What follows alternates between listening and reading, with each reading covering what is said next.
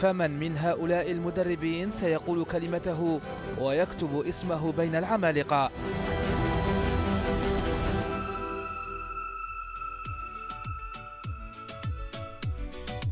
مدرب المنتخب المغربي محمد وهبي، إرث كبير وكذلك قد تكون ضغوطات كبيرة بعد وليد الركراكي رابع العالم في المونديال السابق. إرث ثقيل، وأتصور على أنه احنا نقف على بعد 3 أشهر من بداية كأس العالم، والمغرب يستدعى إلى إيجاد بديل لوليد الركراكي الذي أبى إلا أن ينصرف، لأنه ضغوطات كثيرة عليه، ما كان عنده القدرة لكي يقود المنتخب المغربي في ثاني مونديال. كان سينفرد بهذا الرقم، يكون المغرب الأول الذي يقود المنتخب الوطني في مونديالين متتاليين. إذن أفضل من كان ممكن أن يتحمل هذا الإرث وهذه المسؤولية هو محمد وهبي. محمد وهبي من الجيل الجديد من المدربين الشباب، هو ترى أصغر مدرب يدرب منتخب عربي في كأس العالم. هذه أول معلومة. المعلومة الثانية أنه يصل إلى كأس العالم وقد اجتاز اختبار عالمي بقيمة كأس العالم للشباب أقل من 20 سنة، واجه مدارس برازيلية، فرنسية، إسبانية، كوريا الجنوبية وما إلى ذلك. حتى الأسلوب مناسب، شاهدنا أسلوبه والمباراة أمام النرويج. يعني يقولون في كرة القدم هناك أسلوب هجين. الأسلوب الهجين هو أن المدرب الذي يستطيع أنه يعمل لك أساليب متعددة في المباراة الواحدة. وهبي عنده هذه القدرة، فلذلك منتظر أنه أمام كل المنافسين يلعب أساليب متعددة في المباراة الواحدة. مدرب وطني آخر لكن مع نشامة، جمال السلامي. جمال السلامي وكذلك مدرب مميز مع تاريخ جديد للنشامة، مع مجموعة صعبة. يكفي أنه قاد المنتخب الأردني ليتأهل بشكل مباشر في مجموعات قوية، أن يتأهل مع القوى التقليدية لكرة القدم الآسيوية، كوريا الجنوبية مع إيران، مع أيضا منتخب اليابان. استطاع أنه يعبر بهذا المنتخب ويحقق إنجاز تاريخي لأول مرة. جمال السلامي أنا بعرفه كثير، شخصية رائعة جدا. هو أيضا جرب كأس العالم كلاعب مع صديقنا يوسف شيبو، لأنه لعب معه في كأس العالم 1998 بفرنسا. اليوم يخوض تجربة كمدرب بأسلحة تكتيكية متطورة جدا. أتصور على أنه غادي يصنع مع النشامة إن شاء الله لحظات جميلة في مونديال 2026. هذا ما نتمنى التوفيق لجمال سلامي ولجميع الثمان مدربين لمنتخباتنا العربية في مشاركة تاريخية عربية في هذا المونديال. حسام حسن كذلك في مسؤولية كبيرة، يملك النجوم في مجموعة طبعا قد تكون في المتناول. رأيك في طبعا الجهاز الفني لحسام وجميع من هم في هذا الجهاز؟ حسام حسن طبعا أمام أهم اختبار في مشواره كمدرب، أهم وأصعب اختبار، وإن شاء الله أنا أثق كثيرا في حسام حسن. بس أنا عشان أقيم حسام قبل انطلاقة كأس العالم، بشوف حسام تولى المسؤولية يعني تقريبا قبل عامين في 2024. كان أمامه اختبارين مهمين جدا. الاختبار الأول اللي هو التأهل لنهايات كأس العالم، وحقق هذا الاختبار بمستويات جيدة وبنتائج متميزة.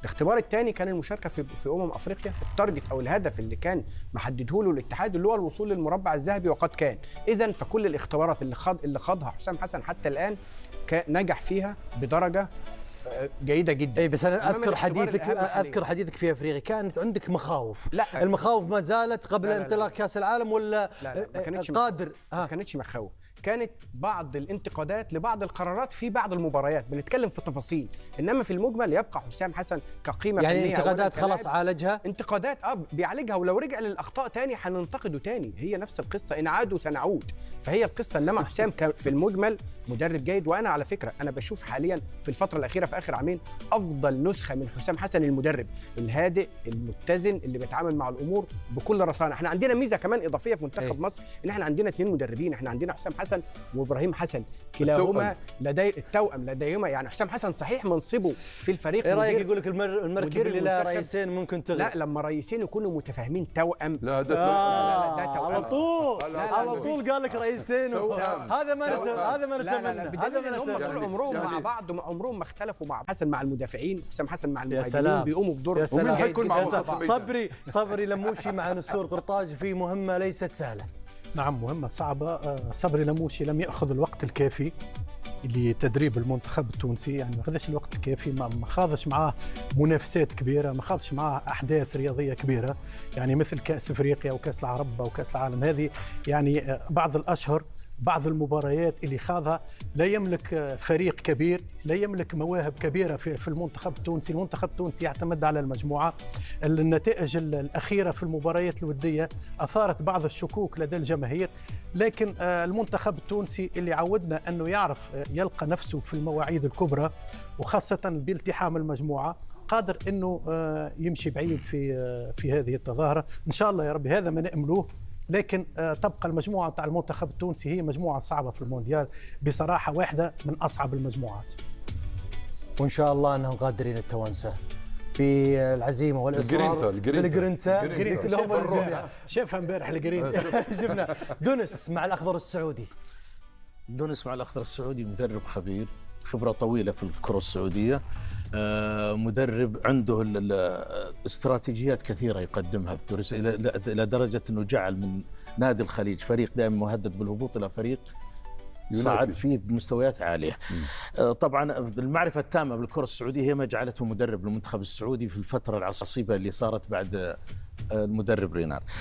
أنا اللي أعرفه عن دونس أنه فيه ميزة يعني ميزة تحدثوا عنها بعض الأخوان اللاعبين، أنه عنده سيطرة تامة على غرفة الملابس. وهذه من النقاط المهمة. يعني دائما يقول لك غرفة الملابس تلقى اللاعب اللي زعلان ولا لا. ودرب 4 أندية سعودية، درب الهلال والوحدة والفتح والخليج. نعم دربهم، درب الفرق، يعرف اللاعب السعودي، يعرف قيمته. جانب مهم في دونس انك ما تشوف له استراتيجيه معينه في لعب كره القدم، يعني خلاص انا مدرب العب لي بالطريقه الدفاعيه المعينه، لا، تجده متغير، يعطي. حتى شفناها في المباريات الوديه التجريبيه انه حسب الحاجه يلعب، وهذه ميزه انا ارى فيها انها شيء طيب. اضيف شيء للزميل مساعد. مساعد عشان اول انا شفت مباراه الوديه للمنتخب السعودي امام منتخب السنغال. اعجبني كثير المنتخب السعودي، ممتاز. اظهرت الى اي حد ان دونيس مدرب لا يتفلسف.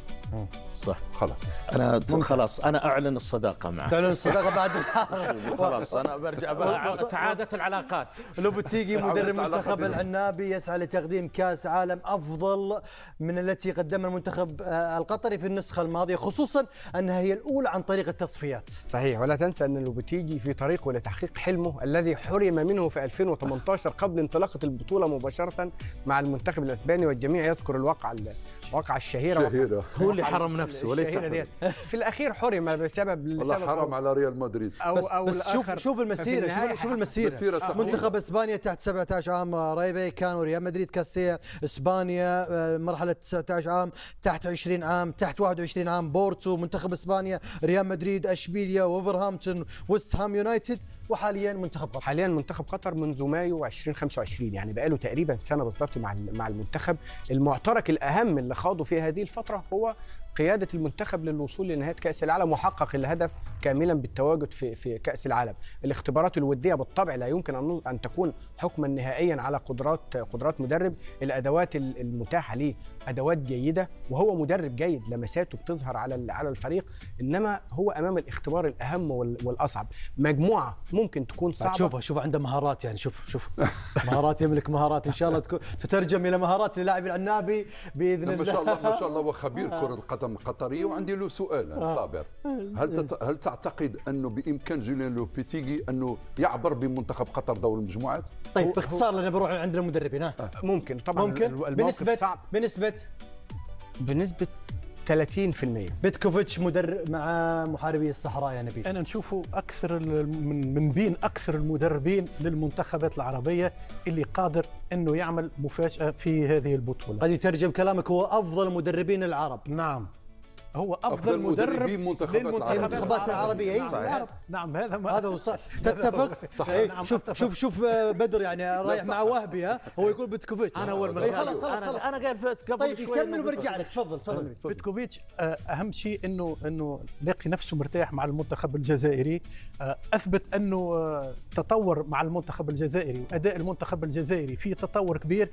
تجديد عقده قبل المونديال من شأنه انه يخليه في راحة ليه وللمجموعة. كذلك يملك منتخب مزيج بين الخبره والطموح، بين خبره محرز وعيسى مندي وبن سبعيني وغيرهم، بين لوكا زيدان اللي تميز بشكل كبير، بين العناصر الموهوبه اللي قادره انها تعمل الفارق في المنتخب الجزائري. جراهام أرلوند مدرب أسود الرافدين كذلك في مهمة ليست سهلة في مجموعة صعبة، لكن يحسب له انه تجاوز بالمنتخب العراقي مرحله تصفيات مؤلمه جدا طويله جدا ماراثوني، لكن خط النار في التصفيات. خط النار، لكن باسلوب واقعي جدا. عجبني ان المنتخب العراقي يلعب باسلوب واقعي. وانت لما قلت انا على دونيس انه مدرب لا يتفلسف، انت محتاج في كثير من المرات انه يكون عندك الربان الفني يضبط عقارب تفكيره التكتيكي على مستويات لاعبيه، لا يجيب اسلوب لعب لا يتطابق مع لاعبيه. فالاسلوب اللي وضعه